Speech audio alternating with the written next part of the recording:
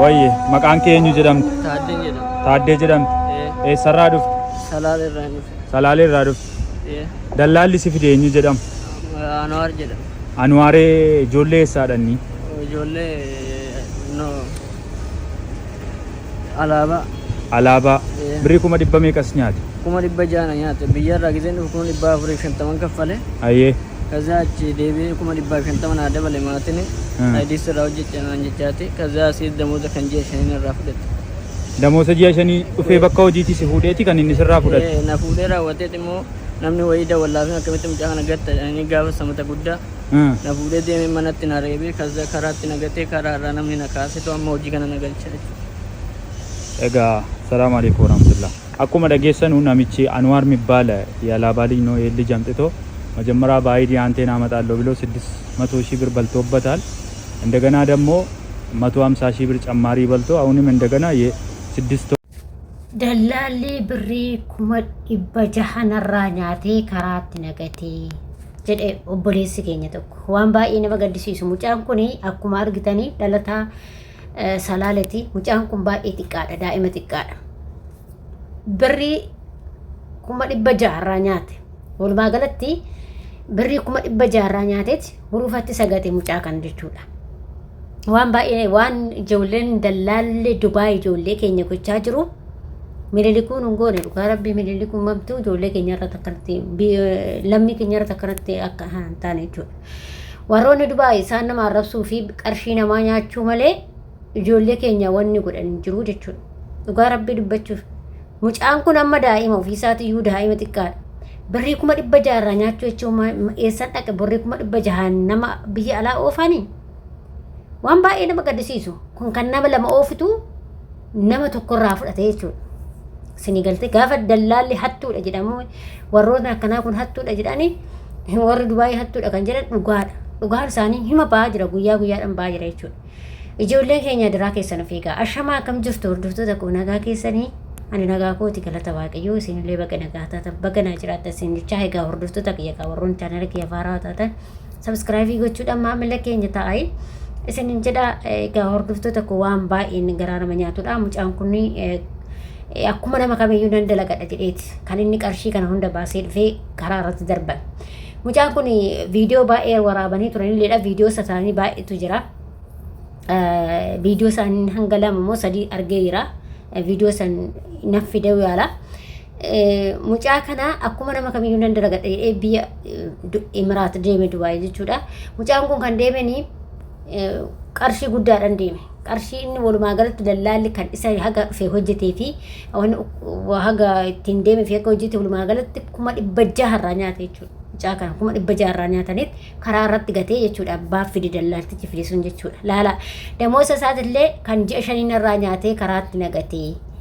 akka karaatti nagatee ijoolleen takkana fuute karaadhaa jedhee himatee jira jechuudha waan baay'ee nama gaddisiisu dhugaa rabbii baay'ee nama gaddisiisa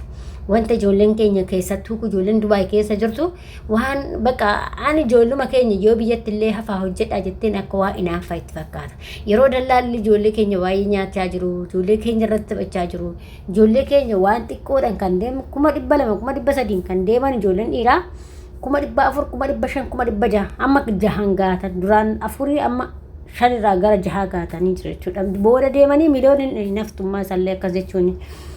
ijoollee keenya kaahin fiduu achirraa gaafa fidanii eeyyan akkana jedhanii hojii akkanaas seesisnaa isinitti fakkeessanii waa hedduu isinii jedhu isin of beekuu qabdan ijoolleen keessattuu Dubaay deemteen ijoolleen dhiiraa hin deebinaati biyyatti hojjedhaa biyya keessatti hojjedhaa biyya keessatti haga 500,000 600 baastee deemtu har'a suuqii tokko banattee yoo maatii kee biratti waa qotachaa maatii kee magaalatti waa daldalattee har'a gazzaba sanii ati ji'atti kan asitti argattu caalaa argatta si dhugaa sammuu kee firii gootee ofii keetii firii taatee laabii kee dabarsaa fataa zanaa jettee jechuudha si galee akka shamarraniiti miti si warri dhiiraa akka nu shamaraatiyyuu miti isinii fi nuti garaagarummaa guddaa qabna kanaaf adaraa keessan ijoolleen keenya hin shawwadaminaati Dubaay jettanii hundumti namaayyuu waan qabdan maatii keessan gurgursiistanii ofii keessanii waan qabdan dhadhooftanii kaatanii dhuftanii liqaadhaan dhuftanii asoo geechanii rakkina guddaa keessa geessaa jirtan jechuudha ijoollee mucaan kun amma mucaa daa'ima maatii isaa biyyarraayyuu birrii erganii fi ganaa asitti illee kaffale jechuudha agartanii waan baay'ee garaa nama nyaatu kuma 50 biyyarraa na erganii asitti kaffalii waan baay'ee hedduu garaa nama nyaata maatii keessanis iyyummaatti seesistanii ofii keessanii iyyummaatti seesistanii mataa keessan cinqitanii ofii keessanii dalagaan dalagattanii birrii 500 600 waggaa meeqatti fidda abbaa kooti waggaa meeqatti hojjettee fidda oduu har'a isaa suuqii tokko banattee hojjettee biyyatti isatu sii caala obboleessa koo hin dhufinaa Dubaayii siqaayii qabdi malee Dubaayii siqaayii qabdi malee marcaa wayituun qabdu bu'aa wayituun qabdu bu'aan keechan akkatti karaa irratti darbamtanii boojuudha gaafa isinitti mani akka waa inaaffa fakkaata ijoollee baay'eedha ijoollee nama kutaa 12 fixee yoo jedhe bakka ani waa hojjechuu hin danda'u jedha ka'eeti qotiyoo gurgursiisee lafa gurgursiisee maatii isaa qinqee baasa maatiin immoo maal godharee garaa dhalee wanni godhu jiru akkuma nu baafatan kana jechuudha garuu ijoollee shamarranii buyyan nuti ijoollee shamarranii wayyu nuti keenya gas hunda cinqiin qabna kan keechan birriin baay'eedha si cinqiidhallee dhugaa rabbi teenya yoo jabaatte amma yoo ijoolleen nama afaan hin beeknetu 100 150 100 akkasiin deemu malee rakkasa jechuudha osoo namni si yaameefaa wanta ati qarshii kaffaltuu hin jiru jechuudha kanaaf of eeggannoo godhaa ijoolleen dhiiraa akka kiyyatti biyya keessan keessa taa'ate hojjedhaa malee Dubaay hin deemna siqaayiidhaa bootaate malee Dubaay akkuma fooqii laaltan kana achirra hojjedha achi keessan hojjedha jettanii dhufina dubbiin akkasii miti gaafa achi geechi siqaayii hedduu qabdi Dubaay jechuudha si galee barahaa keessa hojjetta qorri isaallee ol si fuudha barahaan isaallee ol si fuudha qooqa kee martee biyya namaa keessatti biyyee nyaattee hojjettee fidda malee fidamu isaanuu hojiin hin argamu siittaniiwa isaanuu kun akkatti dallaalle karaa irratti sigatee boocha isaanuu immoo waraqaa eenyummaa hojjisiisuu namni siin hojjisiisne kuma 8,500 hojjisiifatta kana hunda dhiistanii kaatanii kana osuma beektan itti deemtanii boodamuu qileetti gadi baddanii asirraa iyyaa ooltanii jechuudha dallaala akkas nu godhe maalidha isin bartanii ijoolleen dhiiraa keenya maal taatan biyyattu jiru qoy biyyattu hojjetanii jijjiiramuun hin jiru biyya ormaa malee maa sammuu gahaa dhabdan biyyi keessattuu jijjiiramuu dandeessu bar fataa jettee gaafa hojjette jechuudha karoora beettee kaayyoo beettee hojjette har'a lukkuulee takka bittee odoo horsiiste har'a meeqa irraa argatta lukkuu buuphaa takkittiin birrii 30 moo 20 jedhan ishii takka odoo horsiiste lukkuma 50-60 bittee odoo horsiiste har'a ati beesan caala argatta jetti 50-60 argattaa birri tanarra ati birrii 800 kaatee Dubaay dhuftu yookiin immoo 800 ishiidhaa dhiqaaman immoo sira ofii keetii hojjetatta yookiin